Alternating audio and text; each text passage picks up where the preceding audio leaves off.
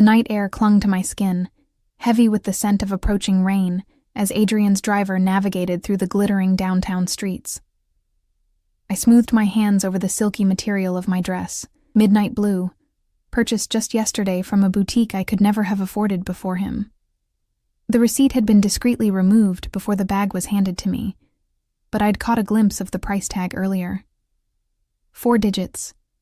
More than my former monthly rent. You're quiet tonight, Adrian murmured beside me, his voice like velvet wrapped around steel. I turned to face him, my heart stuttering as it always did when his attention landed fully on me. 6 weeks of knowing him hadn't dulled that effect. Just admiring the view, I lied, offering a smile I hoped appeared genuine. Adrian Moretti studied me with those penetrating dark eyes that seemed to strip away pretense and peer straight into the corners of my mind I tried to keep private. At 34, he carried himself with the confidence of a man who had never been denied anything. His charcoal suit was impeccably tailored, not a single crease visible despite having spent the entire day in meetings. A thin scar cut through his right eyebrow, the only imperfection on his otherwise flawless face, somehow making him more beautiful rather than less. He reached across the leather seat and took my hand, his thumb tracing slow circles against my palm. "Liar," he said, but his lips curled into a small smile. "Tell me what's really on your mind, Ellie." I swallowed. How could I explain the constant sense of vertigo that accompanied being with him? 6 weeks ago, I'd been Eleanor Hayes, 26-year-old waitress with an art history degree and mounting student debt. Now I was... what? His girlfriend? His possession? The distinction sometimes blurred in ways that both thrilled and terrified me. "I'm just not used to places like where we're going," I admitted. "The reviews said it's impossible to get reservations less than 6 months in advance." Adrian's smile widened, revealing perfect white teeth. "Nothing is impossible for me, Tesoro." I believed him. In the short time I'd known him, I'd watched doors open, people scramble to accommodate his every whim. No one ever said no to Adrian Moretti, including me. The car slowed to a stop outside Luminescence, the newest and most exclusive restaurant in the city. Through the tinted windows, I could see people gathered on the sidewalk, likely hoping for a last-minute cancellation. The driver, Marco, a mountain of a man who doubled as Adrian's bodyguard, stepped out first, scanning the area before opening Adrian's door. "Wait," Adrian instructed, holding my wrist when I moved to follow him. His eyes roamed over my face, intense and possessive. "You look beautiful tonight. Everyone will stare." He tucked a strand of hair behind my ear, his fingertips lingering against my skin. "But remember who you're with." It wasn't a compliment, but a claim of ownership, spoken with such casual certainty that a shiver ran down my spine. I nodded, unable to form words under the weight of his gaze. A moment later, we stepped into the night air, Adrian's hand settling against the small of my back, protective, possessive. As he guided me toward the entrance, Marco followed a few steps behind, his presence a constant reminder that we were never truly alone. The maitre d's eyes widened in recognition as we approached. "Mr. Moretti," he said, practically bowing. "We're honored to have you with us this evening. Your table is ready." No checking of reservations, no mention of the line of waiting patrons. We were simply escorted through the dim restaurant, past tables of diners who glanced up as we passed. I felt their stares like physical touches against my skin, curiosity, envy, and something else. Fear? Did they know who walked among them, or did they simply recognize the aura of power that surrounded Adrian like a force field? Our table was positioned in a secluded corner with a view of both the entire restaurant and the twinkling city skyline beyond floor-to-ceiling windows. A bottle of champagne already waited in an ice bucket beside the table. "Perfect," Adrian said, though his tone suggested anything less would have been unacceptable. He pulled out my chair himself, his fingers brushing against my shoulders as I sat, a touch that sent electricity racing across my skin despite its innocence. "Your regular server is on maternity leave," the maitre d' said, his voice carrying a slight tremor, "but I've assigned our finest to attend to you tonight." Adrian merely nodded, dismissing the man with a flick of his hand as he took his own seat. Marco positioned himself at a nearby table, alone but watchful, his back to the wall and his gaze constantly sweeping the room.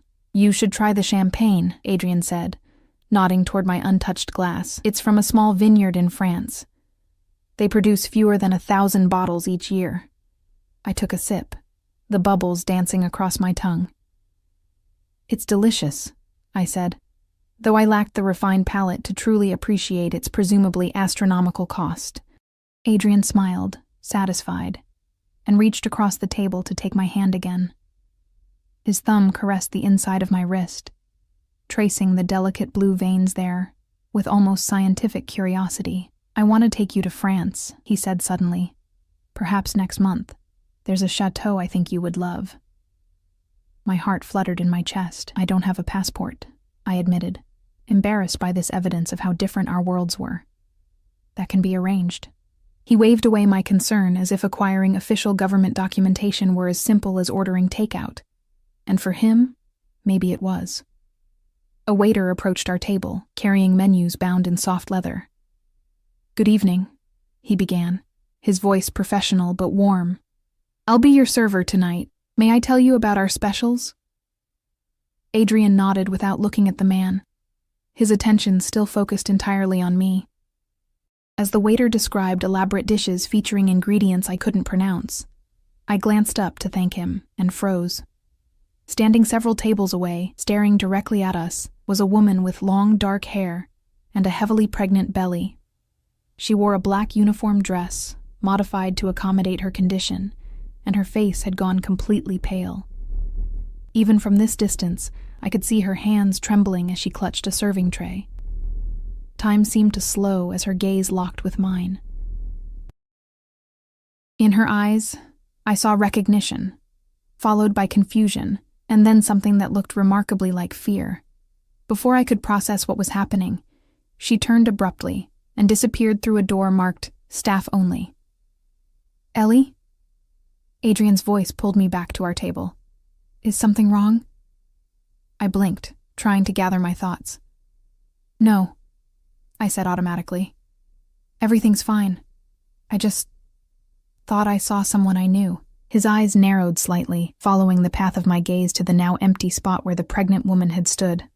For a brief moment, his expression hardened into something dangerous, a glimpse of what lurked beneath the polished surface, before smoothing back into pleasant interest. "An old friend?"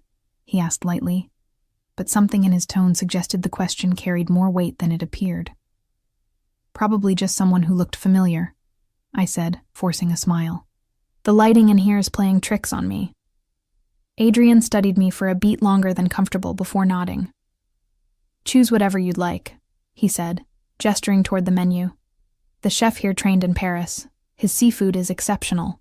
I tried to focus on the elaborate descriptions, but my mind kept returning to the pregnant server's face, to the flash of recognition in her eyes when she saw me. Not me, I realized suddenly. She hadn't been looking at me at all. She'd been looking at Adrian. "I think I'll have the scallops," I decided, choosing at random. Adrian smiled approvingly. "Excellent choice. We'll also have the tuna tartare to start." He closed his menu with an air of finality, and the waiter, who had been hovering at a respectful distance, stepped forward to collect them. "Very good, sir.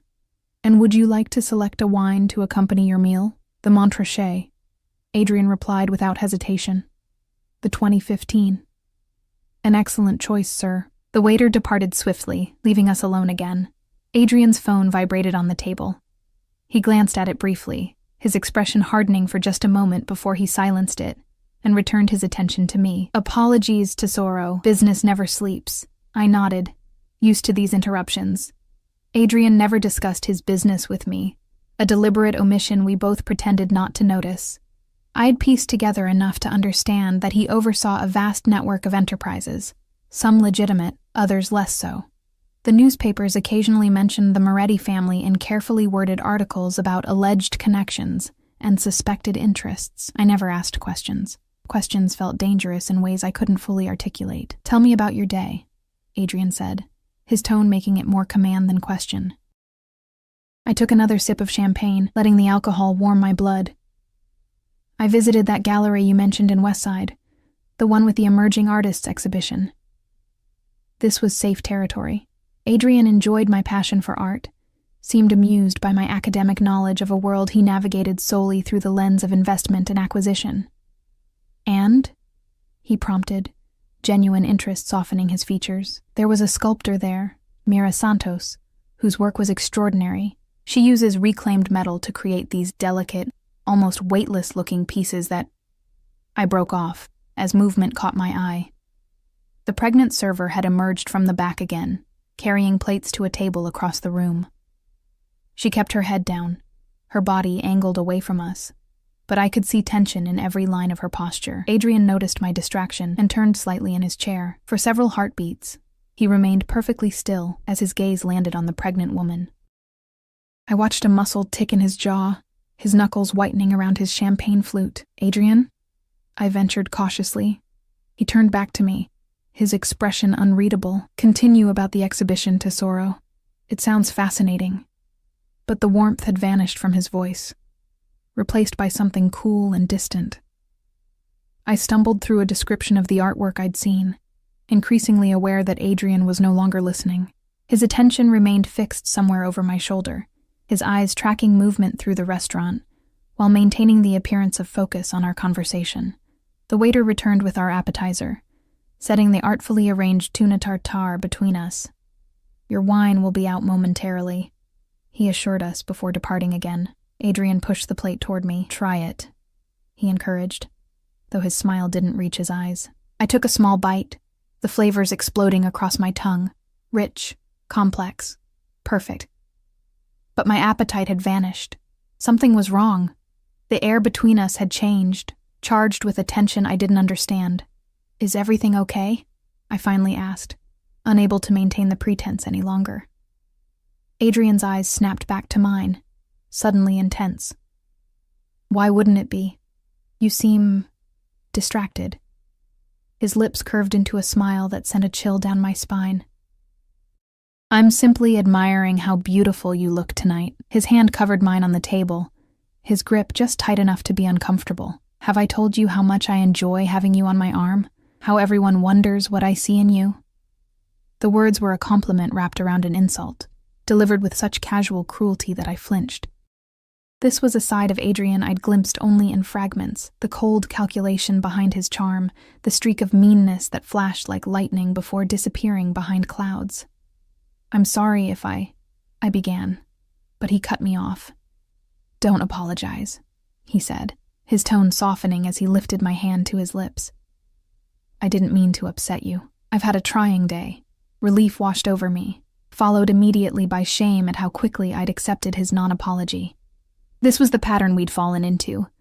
Moments of tension dissolved by his charm, warning signs ignored in favor of the intoxicating feeling of being wanted by him. The waiter approached again, this time carrying a bottle of wine with a reverence usually reserved for religious artifacts. As he presented it to Adrian, I noticed the pregnant server passing nearby, carrying a tray of desserts. Her gaze flickered toward our table, and for a brief moment, our eyes met. In that instant, I saw something that made my blood run cold. A silent warning, a desperate plea. Then she was gone again, disappearing into the flow of the restaurant. Adrian's phone vibrated again. This time he checked it with a frown, then stood abruptly. "Excuse me for a moment," he said. "I need to make a call." I nodded, watching as he strode toward the restaurant's entrance, Marco detaching from his table to follow at a discreet distance. The moment Adrian was out of sight, I felt myself exhale, only then realizing I'd been holding my breath. The waiter poured wine into my glass with practiced precision. "Is everything to your satisfaction, miss?" "Yes, thank you," I said automatically. He hesitated, glancing over his shoulder before leaning slightly closer. "She asked me to give you this," he whispered, sliding a folded napkin beside my plate. Before I could respond, he straightened and walked away, his expression betraying nothing. My heart hammered against my ribs as I stared at the folded napkin. With trembling fingers, I opened it under the table, out of sight of Marco's watchful gaze. In hastily scrawled letters, "Get out while you can. He's dangerous. Room 4 in the back. Please." I crumpled the napkin in my fist, pulse racing. The pregnant woman, Adrian's ex-wife, wanted to speak with me. Every instinct screamed that this was a terrible idea, that Adrian would be furious if he discovered me talking to her, but beneath the fear was curiosity. A desperate need to understand the world I'd stumbled into. Adrian would be back any moment. I had seconds to decide. "Excuse me," I said to a passing server.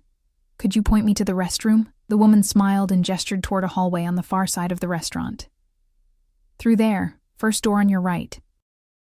I stood, clutching my small purse, and walked as naturally as I could manage toward the indicated hallway. Once out of sight of our table, I quickened my pace, heart pounding in my ears. The restroom door was indeed on the right, but I continued past it, scanning door numbers until I found room 4.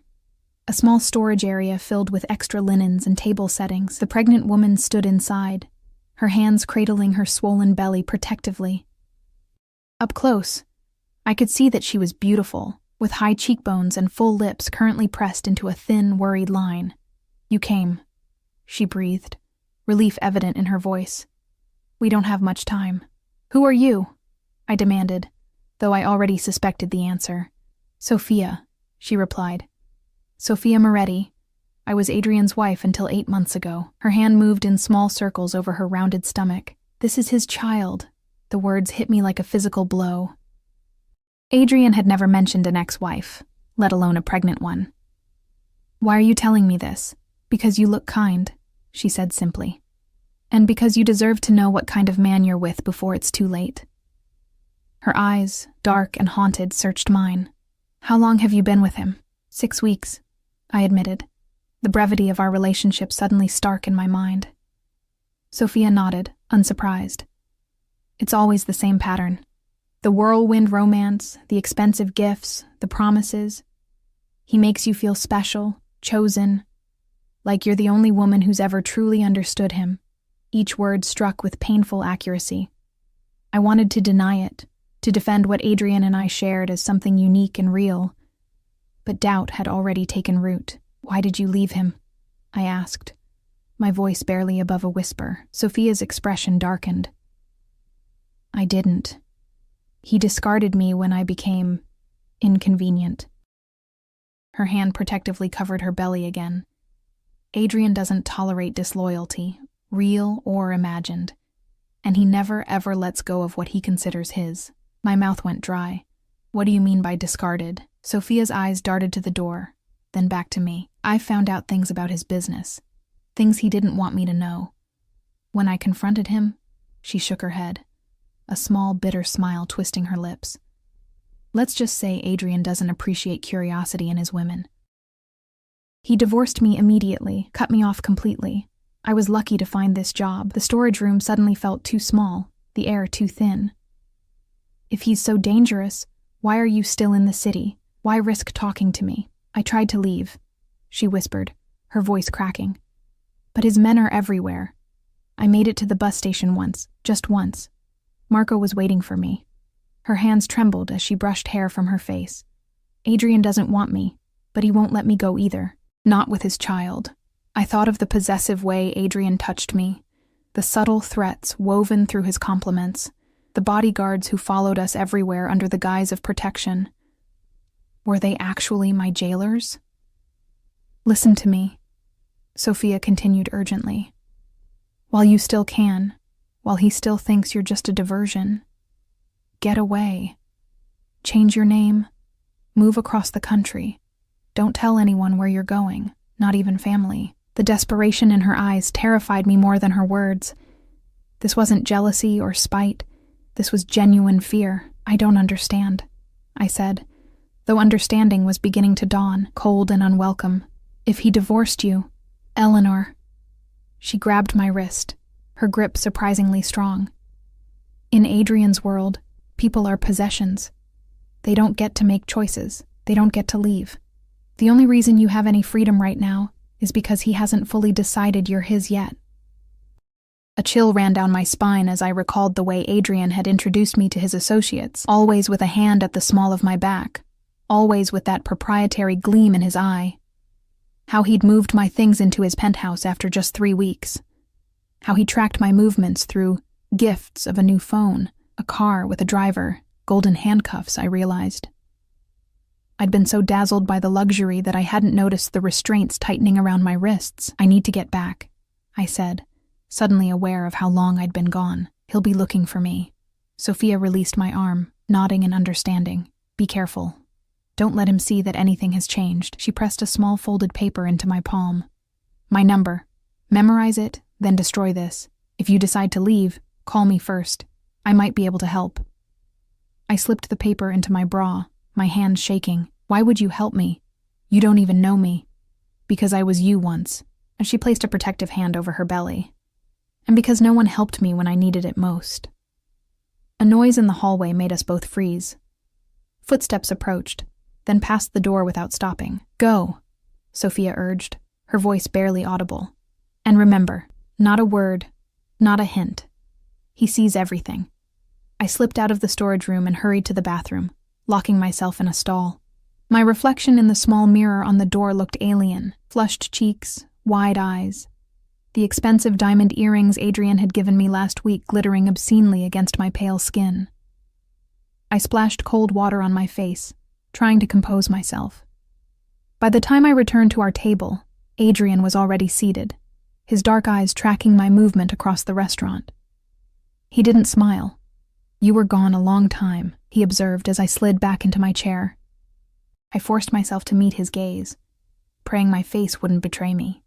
There was a line for the restroom. Adrian studied me, his expression unreadable. For a terrible moment, I thought he knew, that he could somehow read Sophia's warning in my eyes, sense the phone number burning against my skin beneath my dress. "Your scallops arrived," he said finally, gesturing to my plate. "They're getting cold." Relief made my knees weak. I picked up my fork, though my appetite had completely vanished. "They look delicious. Eat," he commanded softly, the single word carrying the weight of an order. I took a bite, the perfectly cooked scallop turning to ash in my mouth. My mind raced, replaying every moment of the past 6 weeks through the lens of Sophia's warning. The coincidental meeting at the gallery where I worked part-time, had it been planned? The whirlwind romance that followed, a calculated seduction. The way he'd isolated me from friends, monopolized my time until my world had narrowed to just him. Had I walked willingly into my own cage? "Is something wrong with your food?" Adrian asked, his tone mild but his eyes sharp. "No, it's perfect," I replied, taking another bite to prove it. "I'm just not very hungry tonight." His gaze softened slightly. "You hardly ate anything today. That's not healthy, Tesoro." The endearment made my skin crawl now, tainted by new knowledge. How could he keep such close tabs on my eating habits? I'd spent most of the day alone in his penthouse while he attended meetings, unless I hadn't been alone at all. "I had a late lunch," I lied, the first of what would need to be many if Sophia was right. Adrian twirled pasta around his fork with elegant precision. "With whom?" The question caught me off guard, casual in delivery but pointed in intent. "No one," I said quickly. "I ordered delivery." "Ah," he nodded, seemingly satisfied. "What did you have?" It was a test, I realized with growing unease, a way to verify my story. "Thai," I answered, remembering a menu I'd seen in his kitchen drawer from that place on 3rd Street. Adrian smiled, the tension draining from his shoulders. "Their drunken noodles are exceptional, aren't they?" I nodded, relieved to have passed his impromptu interrogation. "The best in the city." He reached across the table to take my hand, his thumb caressing my knuckles in that possessive way I'd once found thrilling. Now it felt like the gentle stroke of a predator, soothing its prey before the kill. "I have to fly to Chicago tomorrow," he said, watching my reaction carefully. "Just for 2 days. Business that can't wait." "Oh," I managed, unsure whether to feel relieved at the reprieve or terrified at what this might mean. "Will Marco be going with you?" "He will," Adrian confirmed. "But don't worry, Tesoro. Anthony will look after you while I'm gone." Anthony, Marco's equally intimidating colleague who sometimes drove Adrian's second car. Not freedom then, just a change of jailer. "That's not necessary," I said, trying to keep my tone light. "I'll be fine on my own for 2 days." Adrian's smile didn't reach his eyes. "I insist. The city can be dangerous for a beautiful woman alone. His fingers tightened almost imperceptibly around mine. Besides, I'd worry if I didn't know you were safe. Translation: I don't trust you to be unsupervised. The realization sent ice through my veins. That's very thoughtful, I murmured, lowering my eyes to hide the fear I knew must be visible there. The rest of the meal passed in a blur. I pushed food around my plate, laughed at Adrian's remarks, and tried to behave exactly as I would have before my conversation with Sophia. All the while, my mind raced, formulating and discarding plans. Could I slip away while he was in Chicago? Would 2 days be enough head start? Where would I go? I didn't see Sophia again. Perhaps she was avoiding our section deliberately, or maybe Adrian had arranged for her removal through some unseen communication with the staff. Nothing would surprise me anymore. As we prepared to leave, Adrian helped me into my coat, his hands lingering on my shoulders. He bent to whisper in my ear, his breath warm against my skin. You're unusually quiet tonight, Ellie. What's going on in that beautiful head of yours? I turned to face him, summoning every ounce of acting ability I possessed. Just thinking about how much I'll miss you while you're in Chicago, I said, reaching up to touch his face in a gesture of affection I'd performed countless times before. Something flickered in his eyes, doubt, suspicion. I couldn't tell which. Before his expression softened into a satisfied smile. I'll miss you too, Tesoro, but I'll call you every hour, and I'll be back before you know it. The drive back to his penthouse was silent. My hand clasped firmly in his. I leaned my head against the cool window, watching the city lights blur into streaks of color as we sped through the night. Just weeks ago, I'd felt like Cinderella whisked away from my mundane life into a fairy tale. Now I understood I wasn't the princess in this story, but the prisoner in the tower. In the elevator ascending to Adrian's penthouse, he pulled me against him, his lips finding mine in a demanding kiss that brooked no resistance. I responded automatically, my body betraying me with its familiar response to his touch even as my mind recoiled. I have a gift for you, he murmured against my neck as the elevator doors opened directly into his foyer. Wait here. I stood frozen in place, my eyes darting to the elevator, my only escape route, as Adrian disappeared into his office. Would the private elevator even work without his key card? Was there enough time to close your eyes? He called, his footsteps approaching. I obeyed, my heart hammering against my ribs. I felt him move behind me, something cool and heavy settling against my collarbone. You can look now. I opened my eyes to find a diamond necklace gleaming against my skin, the stones catching light from every angle. It must have cost more than I'd earned in the past 5 years combined.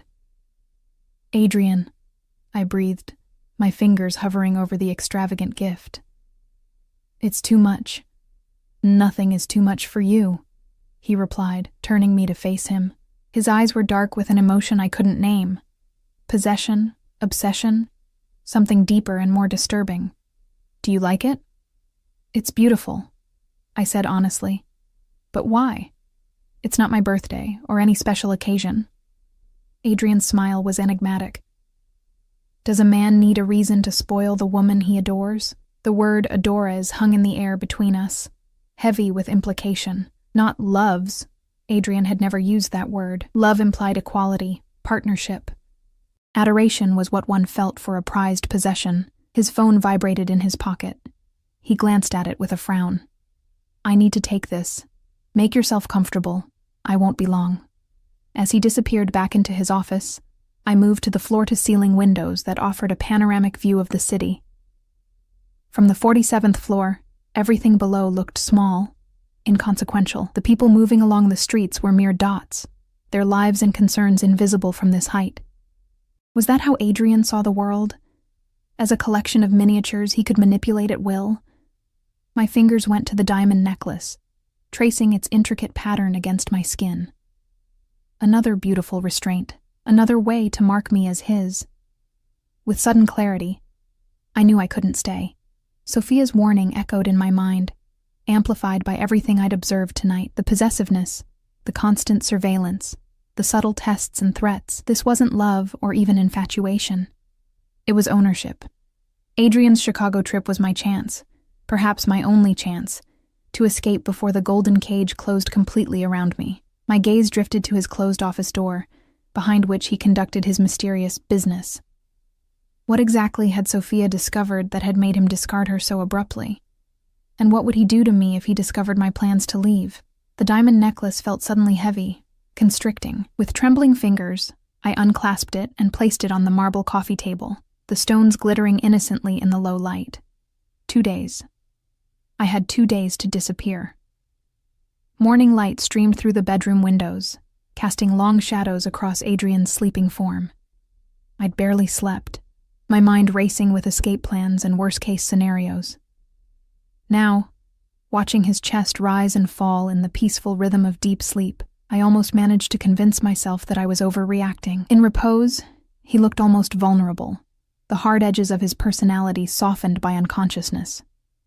Then his phone vibrated on the nightstand, and his eyes snapped open instantly, alert, calculating, cold. No drowsy transition, no moment of confusion, just the immediate predatory awareness I'd come to recognize as his natural state. "Good morning," I murmured, playing my part. Adrian's expression warmed as he registered my presence. He reached out to trace my cheekbone with his fingertips. "You're awake early, Tesoro." "Couldn't sleep," I admitted truthfully, "thinking about you leaving." His lips curved into a satisfied smile as he checked his phone. "It's only 2 days. I'll be back before you have time to miss me." He set the phone down and pulled me against him, his body hard and insistent against mine. "Though perhaps I should give you something to remember me by." Later, as the shower steam filled the bathroom, I leaned against the marble wall and let hot water sluice over my skin, wishing it could wash away the confusion I felt. Even now, even knowing what I did, my body had responded to Adrian's touch with embarrassing eagerness.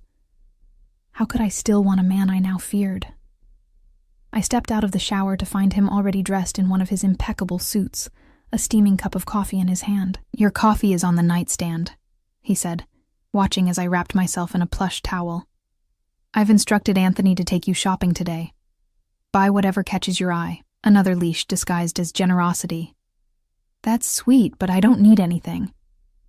Adrian's expression hardened slightly. "I insist. Besides, you'll need something appropriate for the charity gala next week." He approached, adjusting his platinum cufflinks. "I want everyone to see how beautiful my Ellie is." My Ellie. Not a woman he was dating, but a possession he owned. How had I not heard it before? "What time is your flight?" I asked, moving toward the closet to select my clothes, desperate for some physical space between us. "Noon," he replied, his eyes tracking my movements. "Marco will drive me to the airport after my meeting with the Castellano group." A slight frown creased his forehead. "You didn't wear the necklace to bed." I froze, my heart skipping a beat. "I didn't want to damage it while I slept," I explained, forcing my voice to remain steady. "It's too beautiful to risk breaking." Adrian studied me for a long moment, his dark eyes unreadable. "I had it made specifically for you," he said finally. "The diamonds match the exact color of your eyes when you laugh." The casual observation sent a chill down my spine. How long had he been watching me before our accidental meeting? How many details had he cataloged, analyzed, used to design the perfect trap? "I'll wear it today," I promised, hating myself for the placating tone I couldn't keep from my voice. He smiled, seemingly satisfied, and moved toward the door. "I need to handle some business before I leave. Join me for breakfast in 30 minutes. Once alone, I dressed quickly in jeans and a simple blouse. Unremarkable clothes that wouldn't draw attention. Today needed to appear completely normal while I set my escape in motion. I clasped the diamond necklace around my throat, the weight of it a constant reminder of what was at stake. In the kitchen, Adrian's housekeeper had prepared an elaborate breakfast. He sat at the head of the table, simultaneously eating and typing on his laptop. "Sit," he said without looking up.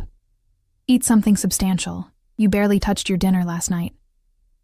I took a slice of toast and some fruit, my stomach too knotted with anxiety to handle anything more. "What time should I expect Anthony?" I asked, trying to sound casual. "He'll be here at 10, Adrian replied, his attention still on his screen. Use the black credit card for your purchases. Don't worry about the limit, because there wasn't one. Because money was just another tool in his arsenal of control. Thank you, I said meekly. Adrian closed his laptop and finally looked at me, his gaze lingering on the necklace at my throat. Satisfaction flickered across his features. I've arranged for dinner to be delivered at 7. Anthony will escort you home by then. Home. As if this gilded cage was my home rather than his territory. That sounds perfect, I lied.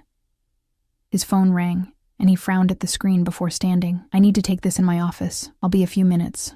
The moment he disappeared down the hallway, I moved quickly to the junk drawer in the kitchen where he kept spare keys. I found what I was looking for, the extra key card for the private elevator, and slipped it into my pocket, one obstacle down.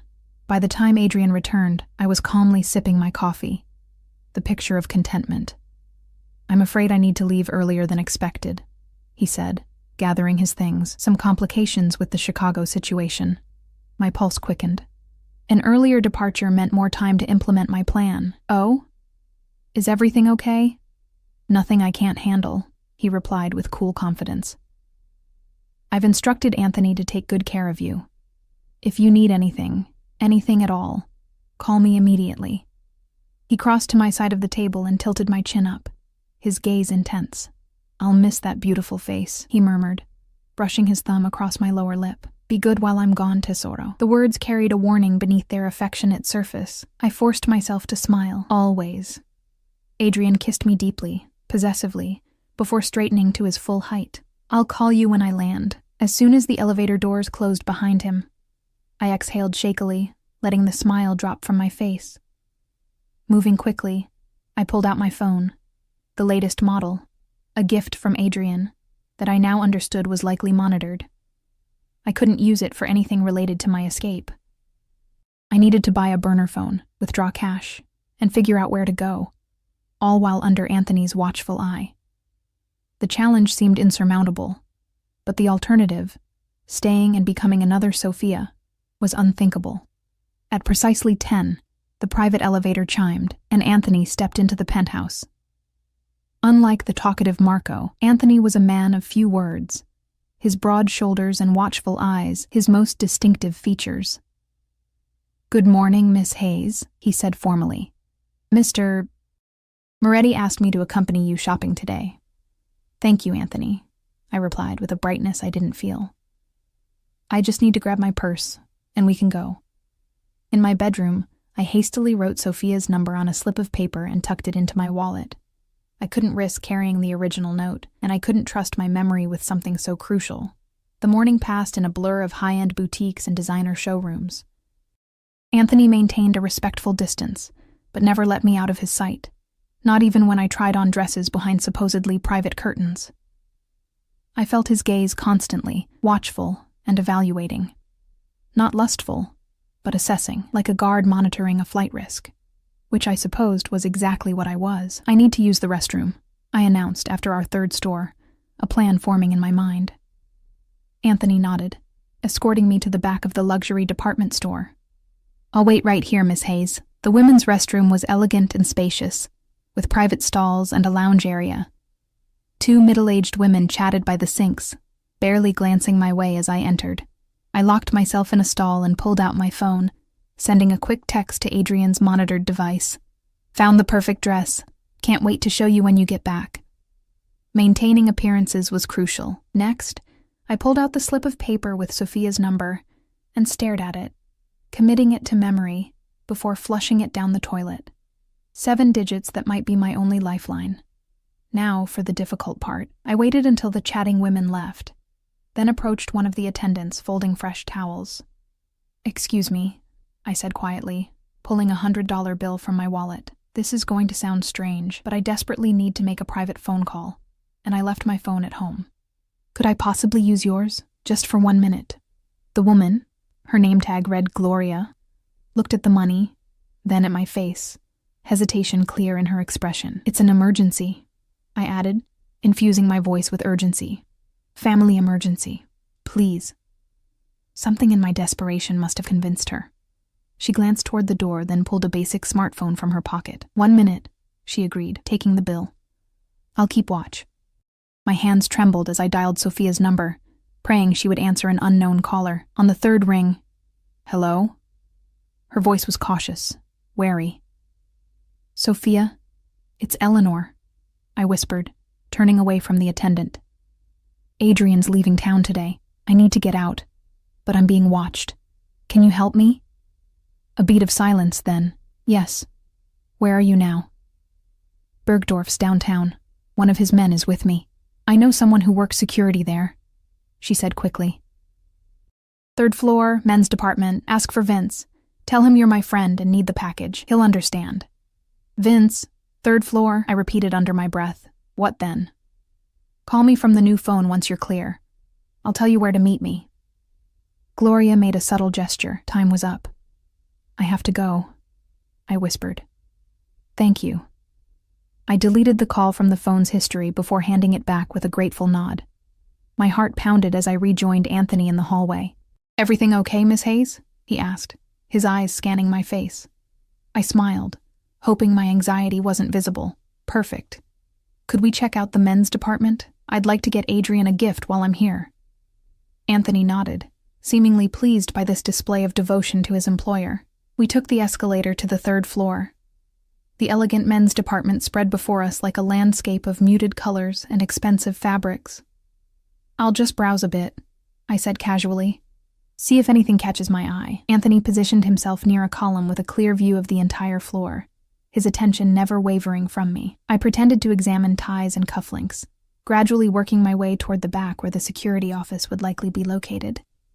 Near the fitting rooms, I spotted a stocky man with a security badge clipped to his belt, organizing returned merchandise. I approached slowly, waiting until Anthony was momentarily distracted by a call on his phone. "Are you Vince?" I asked quietly. The man stiffened, his eyes darting to mine. "Who's asking?" "I'm Sophia's friend," I whispered urgently. "She said you have a package for me." Recognition and wariness crossed his features simultaneously. He glanced past me toward Anthony, who was still on his phone but looking in our direction. "Wait here," Vince muttered, disappearing into a back room. He returned moments later with a small bag from the store, passing it to me with a display of customer service that wouldn't raise suspicions. "Receipts inside," he said loudly enough for anyone watching to hear. "Have a nice day, ma'am." Inside the bag was a small box containing a tie, and beneath it, a prepaid phone and $500 in cash. My breath caught in my throat. Sophia had prepared for this moment, had resources in place. How many women before me had needed this exact help? "Find anything nice?"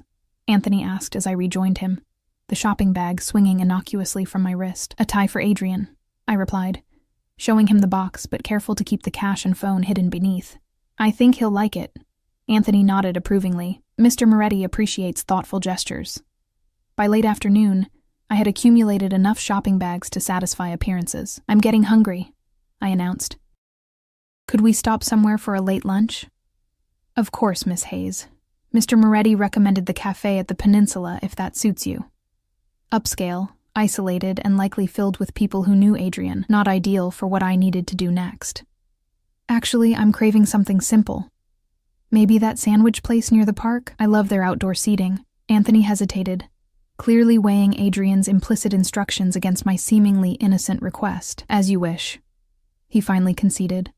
The cafe was bustling with afternoon customers, its outdoor patio offering both visibility and the noise cover I needed. I selected a table near the exit, positioned so that Anthony would have to sit with his back to the street to maintain eye contact with me. "Would you order for me?" I asked sweetly.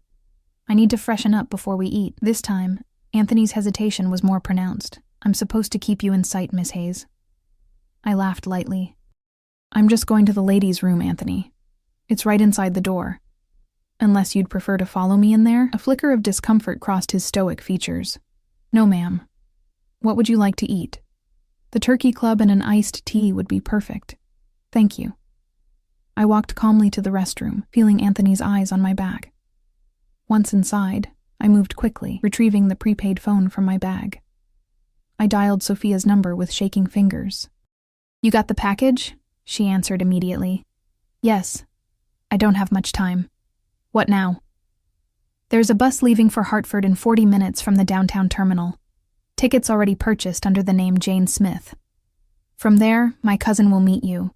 He can drive you anywhere you need to go. Hartford. 4 hours away. Not far enough, but a start. How do I lose Anthony? The cafe has 2 exits, Sophia explained. The kitchen staff will let you through the back if you mention my name. My brother works there. Wait 5 minutes, then go. A sudden noise behind me made me jump. Another woman entering the restroom. I ended the call hastily, tucking the phone into my pocket. 5 minutes, I whispered to myself, checking my watch. Each second stretched like an hour as I stared at my reflection in the mirror. The diamond necklace glinted at my throat, a visible claim on me. With sudden determination, I unclasped it and shoved it deep into one of my shopping bags. If I succeeded today, Adrian would never again mark me as his property. When enough time had passed, I took a deep breath and stepped out of the restroom. Not toward Anthony waiting at our outdoor table, but deeper into the cafe. I moved quickly past bustling waitstaff toward the swinging kitchen doors, my heart hammering against my ribs. A young busboy looked up in surprise as I pushed through the entrance. "Excuse me, you can't be in here." "I need to speak to Sophia's brother." I cut in desperately. "Please, it's an emergency." Recognition flickered in his eyes. He nodded once, then gestured toward a stocky man chopping vegetables at a nearby counter. "Marco," he called. "Someone here to see you." I froze at the name, momentarily panicked until I remembered it was a common name, not just the identity of Adrian's bodyguard. The chef looked up, wiping his hands on his apron as he approached. "You're Ellie?" he asked, his accent similar to Sophia's. When I nodded, he immediately pointed toward a metal door at the back of the kitchen. "Through there, into the alley. Turn right, then take the first left. Keep walking for 3 blocks, then find a taxi. Don't stop for anything." "Thank you," I breathed. "I don't know how to repay—" "Go," he interrupted firmly. "Now, before your shadow comes looking." I slipped through the door into a narrow alley that smelled of garbage and cooking grease. Following Sophia's brother's directions, I turned right, then left at the next intersection, walking as quickly as I could without actually running. Every few seconds I glanced over my shoulder, expecting to see Anthony's imposing figure in pursuit. 3 blocks later, breathless and trembling with adrenaline, I spotted a taxi dropping off passengers at a hotel. I dashed toward it before it could pull away, jumping into the back seat with relief. "Bus terminal, please," I instructed, sinking low in the seat. "And could you hurry? I'm late for my bus." As the taxi pulled into traffic, I finally allowed myself to breathe. I'd done it. I'd slipped Anthony's leash, at least temporarily. Now I needed to get as far from the city as possible before Adrian discovered I was gone. The downtown terminal buzzed with afternoon travelers when I arrived 15 minutes later. I kept my head down, moving purposefully toward the ticket counter where I gave the name Jane Smith. The attendant handed over a ticket without question. Sophia had indeed arranged everything. "Gate 7, she said, pointing toward the back of the terminal. "Boarding in 10 minutes.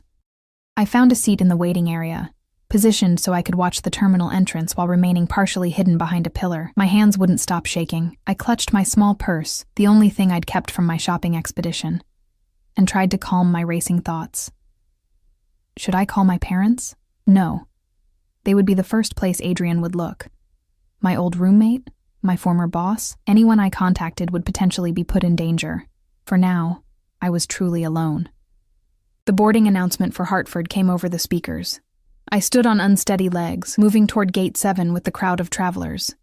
Just a few more minutes, and I'd be... Eleanor. The voice behind me sent ice through my veins. I turned slowly, already knowing what I would see. Marco, Adrian's Marco, not Sophia's brother, stood a few feet away, his expression grim. How had he found me so quickly? Wasn't he supposed to be with Adrian on the way to Chicago? "Mr. Moretti would like to speak with you," he said quietly, nodding toward the exit where a familiar black car waited at the curb. My throat closed with fear. "I'm about to board my bus," I said, trying to keep my voice steady. Marco shook his head slightly. "That's not going to happen, Miss Hayes." His hand moved subtly to rest on the bulge beneath his jacket. A gun, I realized with fresh horror. Please don't make a scene. It would be unfortunate. Not a threat against me, I understood, but against the innocent travelers surrounding us. My shoulders slumped in defeat. Whatever small chance of escape I'd had was gone. Marco took my elbow, his grip firm but not painful as he guided me toward the exit. My mind raced, searching for options, finding none. The moment we stepped outside, the car's back door opened. Adrian sat inside, his expression a mask of calm that chilled me more than any display of anger would have. He wore the same suit from this morning, not a wrinkle in sight. Had he ever actually intended to go to Chicago? Get in, Eleanor, he said softly. I had no choice. Marco released my arm, and I slid into the seat beside Adrian, my body wooden with fear. The door closed behind me with the finality of a prison cell. For several long moments, Adrian simply looked at me, his dark eyes unreadable, the silence stretched between us, oppressive and suffocating. You've disappointed me, he finally said, his voice measured and controlled. After everything I've given you, everything I've done for you. Adrian, I can explain. No need. He held up a hand, silencing me instantly. Anthony told me about your trip to the men's department, about your mysterious bathroom visits. Did you think I wouldn't have him report your every move? My breath caught in my throat. He knew everything. Every step I'd taken had been watched, catalogued, reported. And then Sophia's involvement. He shook his head slightly, disappointment etched in his features. That was particularly unfortunate. Alarm shot through me. What did you do to her? A cold smile touched his lips. Nothing yet. Her condition protects her, temporarily. My child deserves to be born healthy after all. The casual threat made my blood run cold. Please don't hurt her. This was my decision, not hers. Was it? Adrian's voice hardened. Or did she poison you against me with her lies? Did she tell you how I discarded her when she became inconvenient? His laugh held no humor. My dear, naive Eleanor. Did you ever wonder what made her so inconvenient? I remained silent, fear closing my throat. Sophia wasn't just my wife, Adrian continued, his tone conversational as the car pulled smoothly into traffic. She was my partner in every sense. She handled certain financial aspects of my business. And then I discovered she had been embezzling from me for over a year. His eyes darkened with remembered rage. Over $12 million, siphoned to offshore accounts. Did she mention that part of our history? I shook my head numbly, uncertain what to believe. She fled when I confronted her, only to discover she couldn't access the money without certain codes. His smile was terrible to behold. Codes she never managed to obtain. Now she works as a waitress, plays the victim, and carries my child, a child she tried to hide from me until one of my associates spotted her condition. Each word landed like a physical blow. Had Sophia manipulated me? Used me as a pawn in some ongoing war with Adrian? Or was this another of his calculated lies? I don't know what to believe anymore, I whispered truthfully. Adrian's expression softened marginally. He reached out to touch my face, his fingertips gentle against my cheek. I couldn't help flinching away. That's the problem, isn't it, Tesoro? He murmured. You don't know who to trust, so let me make it simple for you. His hand moved to my throat, not squeezing but resting there. A reminder of how easily he could hurt me if he chose. Trust that I will always find you. Trust that there is nowhere you can go that I won't follow. Trust that what's mine stays mine. Tears welled in my eyes, spilling over despite my efforts to contain them. What are you going to do to me? Adrian wiped a tear from my cheek with his thumb, his touch almost tender. Nothing you won't eventually thank me for, he promised, his voice low and intimate. We're going away for a while, you and I. Somewhere quiet where you can adjust your perspective. You're kidnapping me, I said, the reality of my situation crashing down with crushing weight. I'm protecting what belongs to me, he corrected, as if the distinction mattered. In time, you'll understand. The car turned onto a private airstrip where a sleek jet waited, its engines already running. Marco opened the car door, standing at attention as Adrian gestured for me to exit first. Where are we going?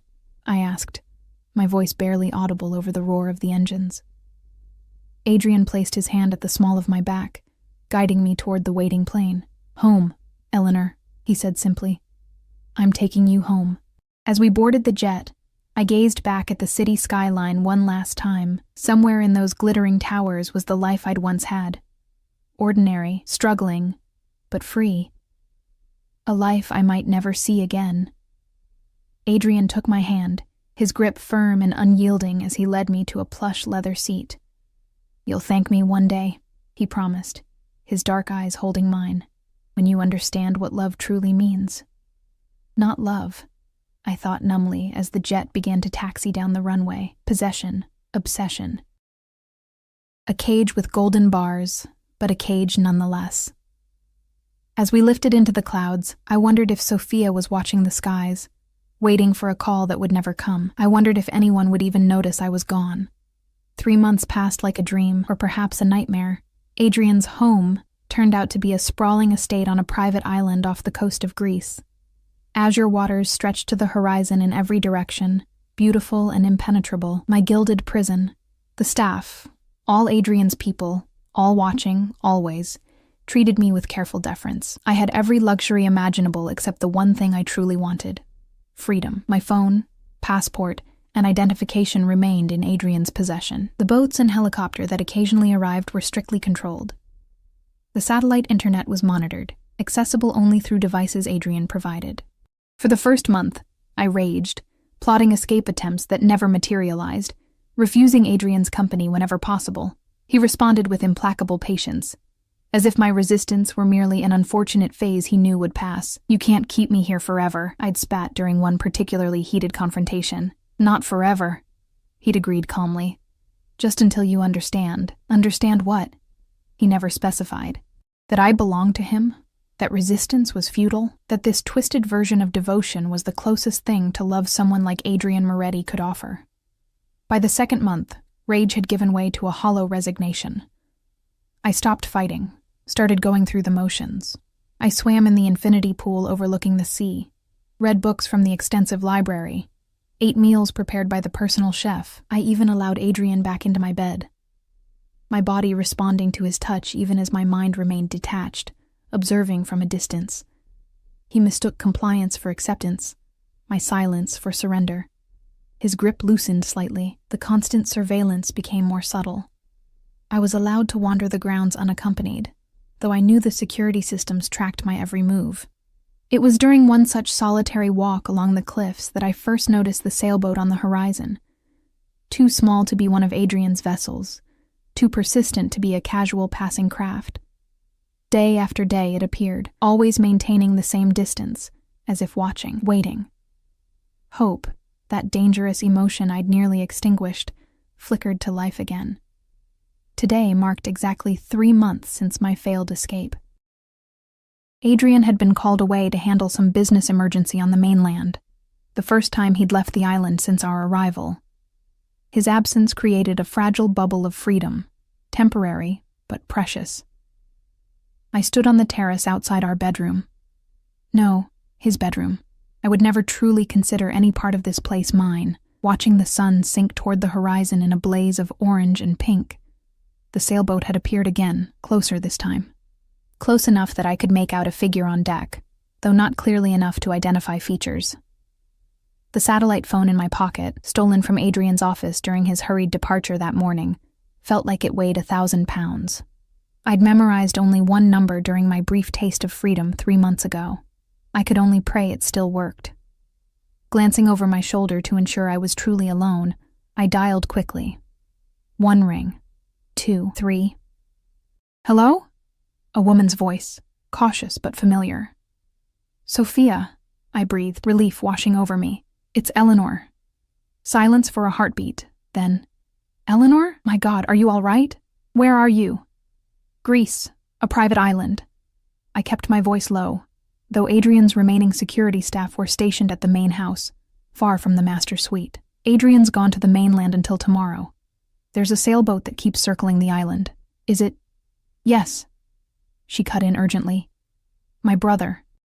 We've been searching for months. Adrian covered his tracks well, but we finally traced one of his shell companies to property in the Mediterranean." Hope surged through me, so powerful it made me dizzy. "How Listen carefully, Sophia interrupted. Marco will explain when he reaches you, but you need to be ready to move quickly. Pack nothing. Head to the North Cove, the small beach below the cliffs. He'll approach after midnight when the tide is right. The security systems have a 3-minute reset at exactly 2 a.m. That's your window. My heart raced. How do you know about the security reset? Because I helped design it, she replied grimly. Before Adrian decided I knew too much. The pieces clicked into place, her knowledge of Adrian's operations. The embezzlement he'd accused her of. The money, I whispered. Did you really steal from him? A bitter laugh. I called it an insurance policy. $12 million. Compensation for 5 years of helping him build his empire while turning a blind eye to how he earned his fortune. Her voice hardened. Every cent laundered through my accounts. My name on papers that could send me to prison for decades. When I got pregnant and wanted out, he made it clear there was only one way to leave his organization, in a body bag. The unspoken words hung between us. What about your baby? I asked, remembering her heavily pregnant form from that night at the restaurant. Lucia is 3 weeks old, Sophia said, her voice softening. Beautiful and healthy, and the reason I'm not on that boat myself. I couldn't risk leaving her, but Marco knows what to do. A sound from inside the house made me stiffen. I have to go, I whispered. North Cove, 2 a.m. Eleanor? Sophia said quickly. Be careful. If he catches you trying to escape again. She didn't need to finish. We both knew what Adrian was capable of. I disconnected, slipping the phone back into my pocket, just as Maria, one of the housekeepers, appeared at the terrace doorway. Dinner is served, Miss Hayes, she announced, her eyes carefully averted from my face. Did she know what her employer truly was? Did any of them? Thank you, Maria. I'll be right down.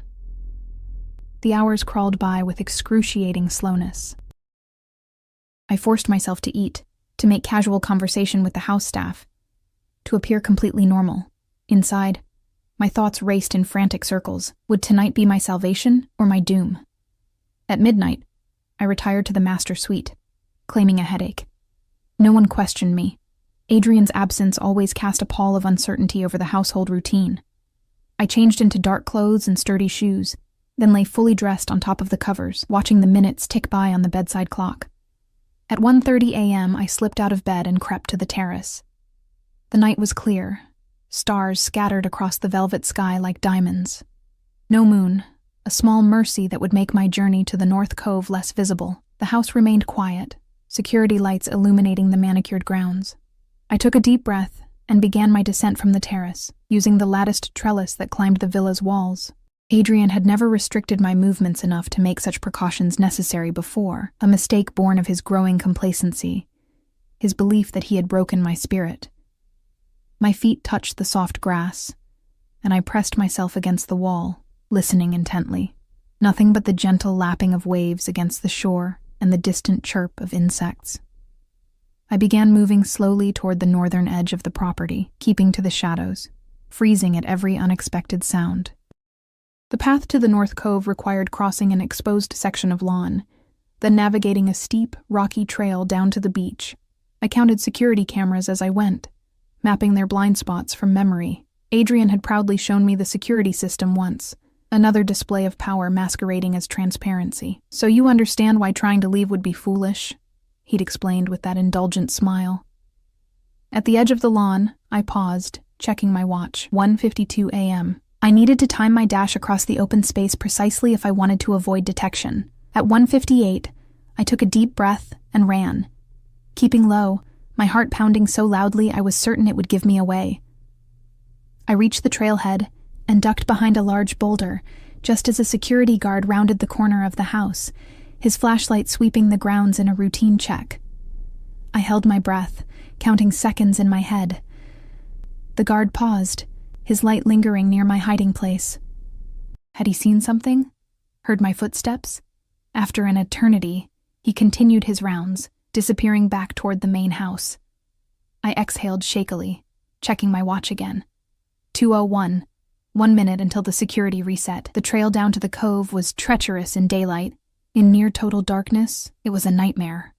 I picked my way carefully, using my hands as much as my feet, ignoring the sting of cuts from sharp rocks. Every second that passed was one closer to freedom, but also one closer to potential discovery.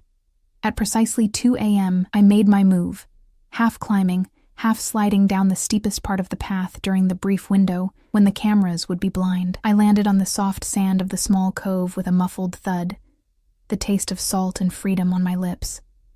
The beach was empty, the water a vast expanse of darkness. Where was the sailboat? Had something gone wrong? Panic clawed at my throat as I scanned the horizon. Then I saw it. A small dinghy emerging from the shadows, its oars making barely a whisper against the water. A man's silhouette, broad-shouldered and powerful, guided it toward shore. Marco. Not Adrian's Marco, but Sophia's brother. He pulled the small boat onto the sand, his features becoming clearer as he approached. The family resemblance to Sophia was unmistakable. "Eleanor?" he whispered. I nodded, suddenly unable to speak past the lump in my throat. "We need to move quickly," he said, gesturing toward the dinghy. "The sailboat is anchored beyond the security perimeter. Once we reach it, we'll make for the mainland." I stepped toward him, toward freedom, when a familiar voice froze me in place. "I must say, I'm disappointed, Tesoro. Again."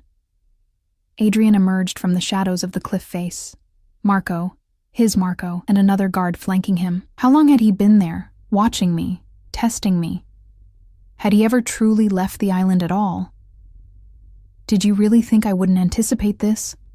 Adrian asked, his voice almost gentle as he stepped onto the beach. "That I wouldn't recognize the sailboat that's been circling my island for weeks? That I wouldn't have the satellite phone track the moment you used it?" Sophia's brother moved protectively in front of me, but Adrian merely smiled, gesturing to his men. Both drew their weapons. "Please don't make this messier than it needs to be," Adrian said, his eyes never leaving my face. "You've forced my hand, Eleanor. I wanted to trust you. I wanted us to build something together." Genuine regret colored his voice. "Now I see that's impossible, at least for the moment." "Let her go, Moretti," Sophia's brother growled. "You can't keep her prisoner forever." Adrian's smile didn't waver. "I don't intend to." He extended his hand toward me. "Come, Eleanor. We're leaving. Now." I looked from his outstretched hand to the dinghy, to the armed men, to the vast, dark sea. There was no escape. Not tonight. Perhaps not ever. But as I took a step toward Adrian, a blinding light suddenly illuminated the beach. The unmistakable chop of helicopter blades shattered the night's silence. "Police! Don't move!" Voices shouted in Greek and English, figures rappelling from the helicopter onto the beach. Adrian's men raised their weapons, but were immediately overwhelmed. In the chaos, Sophia's brother grabbed my arm, pulling me toward the dinghy. "Now!" he shouted over the deafening noise. "This is our only chance." As we pushed the small boat into the water, I caught a final glimpse of Adrian, his face contorted with rage as officers forced him to his knees. Our eyes met across the beach, his promise clear even in defeat. This isn't over, but for now at least, it was. The dinghy cut through the waves, carrying me toward the waiting sailboat, toward freedom, toward whatever uncertain future lay beyond Adrian Moretti's possessive grasp. I didn't look back again.